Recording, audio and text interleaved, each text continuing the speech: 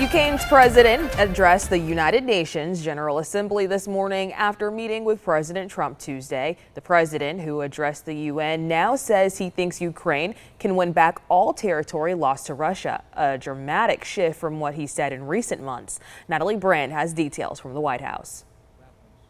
Weapons decide who survives. Ukrainian President Vladimir Zelenskyy appealed for additional support from allies to help end Russia's war on his country as he addressed the UN General Assembly. We must use everything we have together to force the aggressor to stop.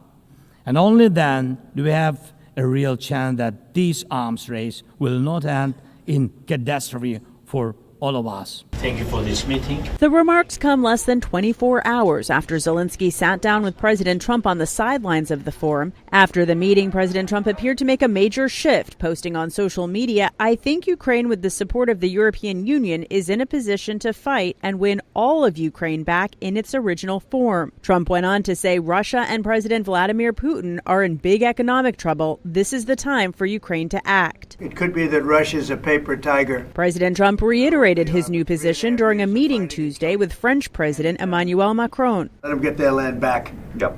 So we'll see how it all works out. President Trump had previously said Ukraine would have to be open to giving up territory to reach a peace deal with Russia. But since then, he's grown increasingly frustrated with Putin as ceasefire negotiations have stalled. In the event that Russia is not ready to make a deal to end the war, then the United States is fully prepared to impose a very strong round of powerful tariffs. President Trump also urged European countries to stop buying Russian oil. The president of the European Commission said the EU wants to meet that goal before 2027.